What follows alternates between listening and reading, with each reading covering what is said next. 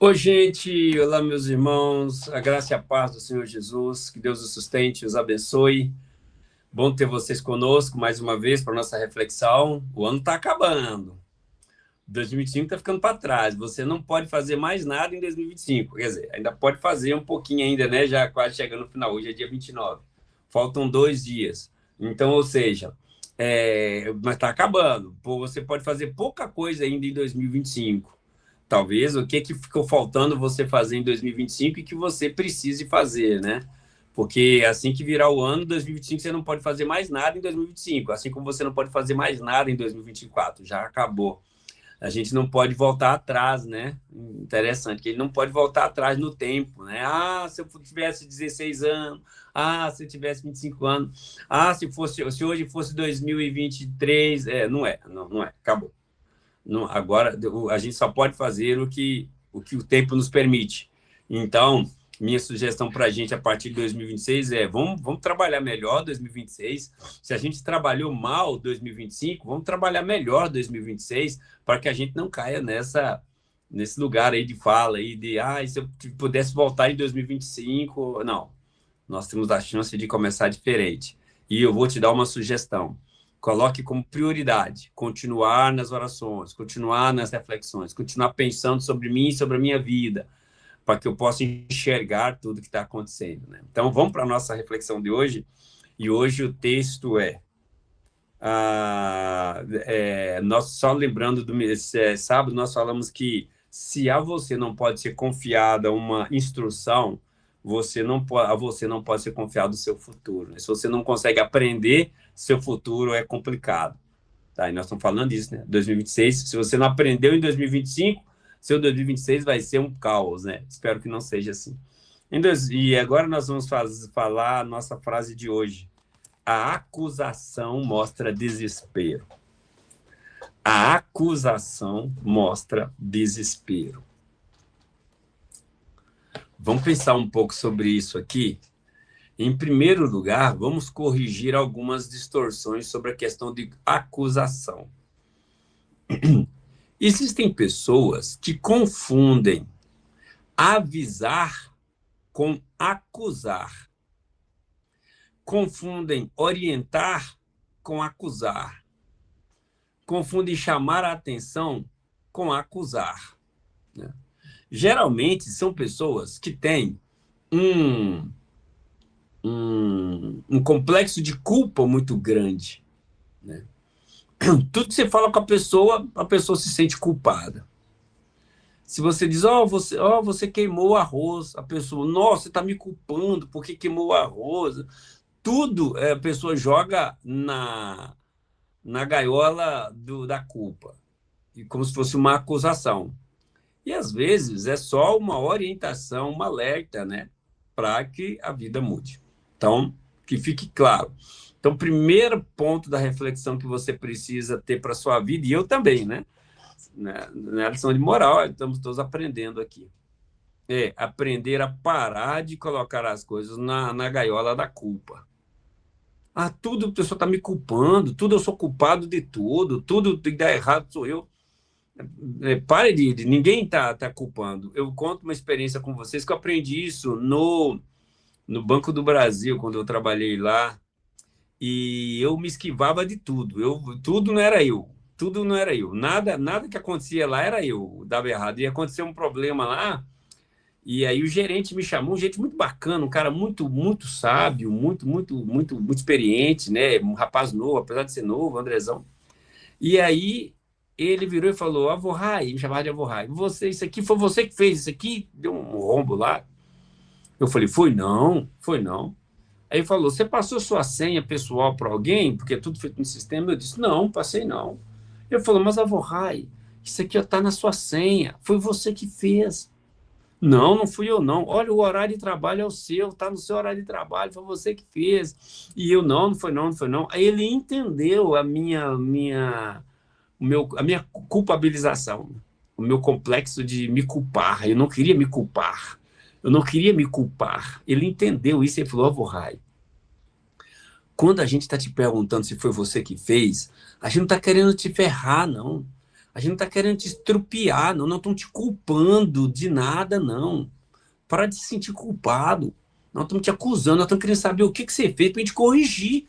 Porque está com uma diferença grande, um rombo grande aqui na nossa conta, e isso depois nós vamos ter tudo que pagar. Então, nós estamos todo mundo querendo saber como é que você fez. Ninguém aqui, nós no banco não queremos te ferrar, não estamos querendo te acusar de nada, nós estamos querendo saber como que você fez. Mas para isso você vai ter que aceitar que foi você que fez. Então, às vezes, as pessoas, a gente quer jogar tudo na gaiola da culpa. E quando a gente joga tudo na gaiola da culpa, a gente tem duas atitudes. Ou é a atitude de falsear, de mentir, dizer que não é a gente, ou a atitude de vitimizar, sabe? Tudo eu que sou culpado de tudo, tudo eu, a vida é ruim. Então, a gente tem duas atitudes. Então, nem tudo que se fala com você é te acusando. Às vezes a pessoa está só te alertando. Ah, você queimou o arroz. Ah, vou prestar atenção. Ou continue queimando o arroz. Então, às vezes, por causa de um arroz queimado, o mundo desaba, porque alguém falou que o arroz queimou, né? Então, a gente precisa aprender a perder essa sensibilidade aumentada, porque senão não dá para conversar com a gente sobre nada, porque tudo a gente vai se sentir ofendido. Quantos relacionamentos entraram em crise por causa disso? Qualquer coisa a pessoa está se sentindo ofendida, qualquer coisa a pessoa está se sentindo humilhada, qualquer coisa a pessoa está se sentindo, né? É igual aquela piada, a pessoa te pergunta, minha roupa está bonita? Pronto. Se você falar que está bonita e não tiver, se você falar que está bonita, a pessoa não está se sentindo, vai achar que você está mentindo. Se você falar que não está bonita, a pessoa apela. Quer dizer, não, vamos sair desse lugar. A frase do dia é: a acusação é um mostra-desespero. Então, nem tudo, todo mundo está te acusando. Esse é o primeiro ponto.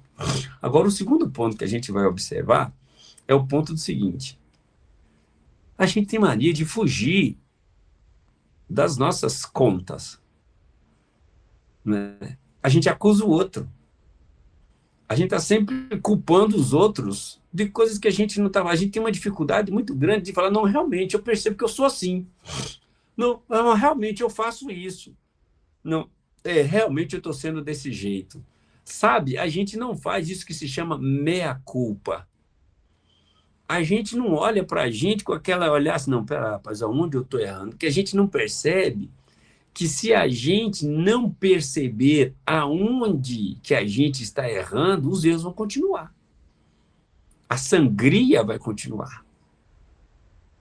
Todos nós precisamos mudar. Todos nós precisamos melhorar. Todos nós precisamos avançar em direção ao propósito. Não dá para a gente trazer todo mundo para o que a gente quer. Isso é tirania. Não dá para a gente impor aos outros: olha, essa é a minha verdade, se quiser isso, se não quiser, tchau e bens. Não dá. O que a gente precisa é caminhar em direção a um propósito que está fora de mim e do outro, de você e do outro. O que a gente quer para a nossa vida? Por exemplo, se você quer um emprego e está nas suas relações de trabalho, você quer ganhar tanto, o seu patrão não vai te pagar isso só porque você quer ganhar. Você tem que entender qual é o propósito. E se nesse propósito, de repente, você vai ter que diminuir um pouco a pedido e seu patrão aumentar um pouco a oferta, né? Negociar. Se você está no relacionamento, não adianta. Qual que é o propósito do seu relacionamento? O que vocês querem? Como que isso funciona? Para vocês caminharem em direção a isso. Mas para isso a gente precisa entender, não é? Realmente, o propósito é aquele e eu estou fazendo tudo ao contrário. Eu estou fora do assunto. Não. Então, a acusação é um sinal de desespero. Quando a gente acusa o outro, é porque a gente não quer ver que nós estamos falhando no processo. Então, é hora da gente pensar nisso. Onde eu estou falhando no processo? Não precisa apontar para os outros. Aponte para si. E outra coisa, quando for conversar com alguém, converse em direção ao propósito, não em direção ao que você quer, não em direção ao que você gosta, não em direção ao que eu gosto. Tá, eu gosto disso, mas o propósito é qual? Qual que é o tipo padrão de arroz? É o queimado? Ou qual que é o padrão de arroz? O padrão de arroz é esse. Então, vamos andar em direção ao propósito, porque senão a gente vai anular o outro que está conosco. Não é uma boa estratégia de encontrar felicidade relacional, assim. Então, a acusação é um sinal de desespero. Você é do tipo de se livrar da culpa? São dois problemas. Você acha que tudo é culpa sua? Já é um problema. Você acha que nem nada é culpa sua? Isso já é outro problema. E você acha que a culpa sempre é do outro? Isso é outro problema. Três realidades que a gente precisa fugir delas. Boa reflexão, né? E o texto do Salmo 51 diz assim: eis que te comprases na verdade no íntimo. Deus se compraz na verdade.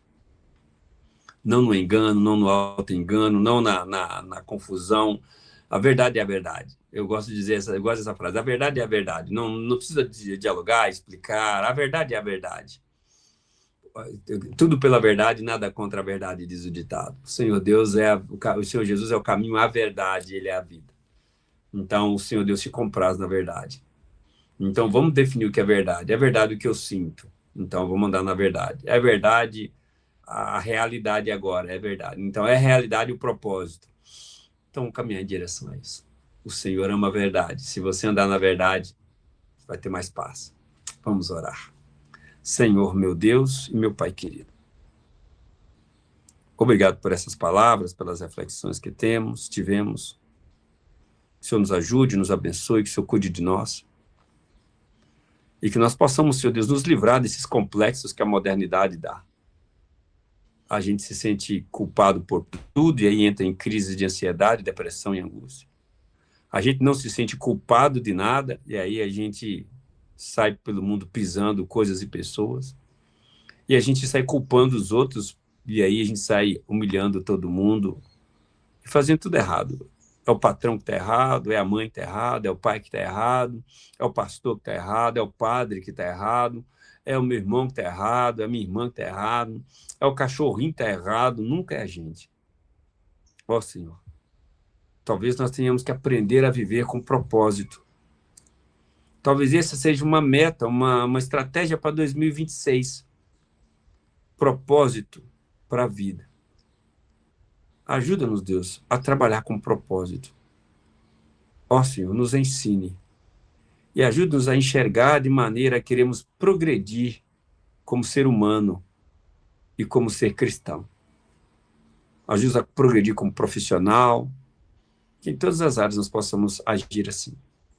Ampara-nos e que a tua paz encha a nossa alma, que a tua alegria encha a nossa vida e que o teu amor nos faça amar cada vez mais. Em nome de Jesus. Amém. Pai nosso que está no céu, santificado seja o teu nome, venha o teu reino, seja feita a tua vontade, assim na terra como no céu. O pão nosso de cada dia dá-nos hoje, perdoa as nossas dívidas, assim como nós perdoamos os nossos devedores.